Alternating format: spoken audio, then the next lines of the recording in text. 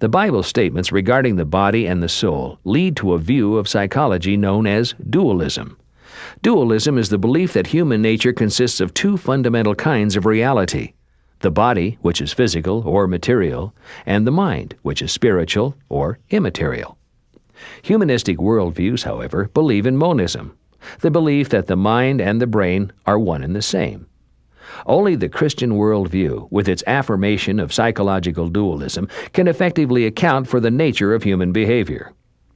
Dualism is the view that animals and human beings are composed of a body, which is physical, and a soul, which is non-physical. Now, an animal soul is clearly taught in the Bible. Genesis and Revelation teach that animals have souls, but they do not survive the death of their bodies. The animal soul is very different from a human soul. The animal soul does not have moral understanding and other things like that. But animals have consciousness, and the human soul is much more complicated than the animal soul. The basic issue in psychology today revolves around the concept of soul, spirit, and mind.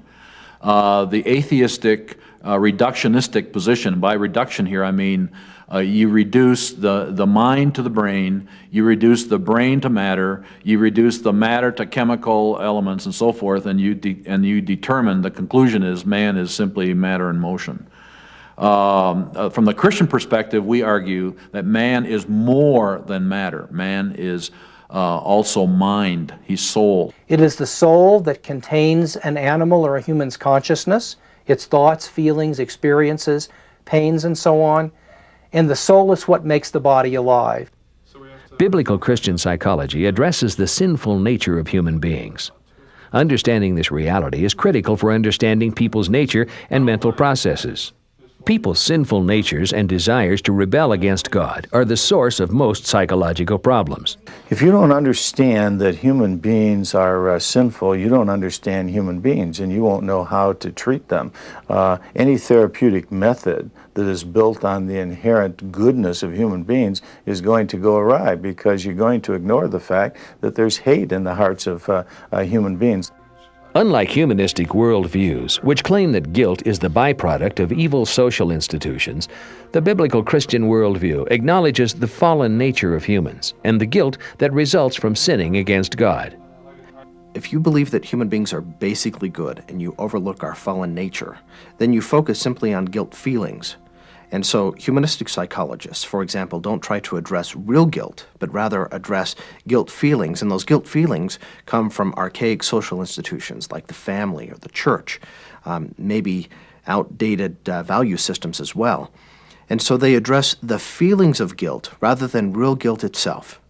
In contrast to that, the Christian perspective acknowledges the fallen nature of human beings, and we also want to address the feelings of guilt and the real guilt that may be behind those feelings of guilt as well. We recognize that real guilt comes from our failure to love God and love our neighbor. And so, in contrast to a humanistic perspective that says that we need to redefine or repress guilt and guilt feelings, the Christian perspective acknowledges human responsibility. It calls for repentance, and it seeks reconciliation with God and with human beings. Another difference between Christian and humanistic psychology is in the area of suffering. Whereas humanistic psychologies attempt to alleviate all personal suffering, Christian psychology believes that God can use suffering to bring about positive development in an individual.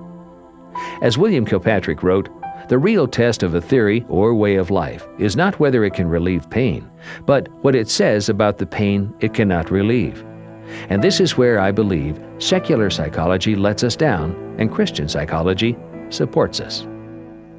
There are things that God has to teach us about Himself and about ourselves that we could not learn any other way than through suffering, and that therefore suffering may well be a part of God's economy for humanity to bring people to a knowledge of Himself.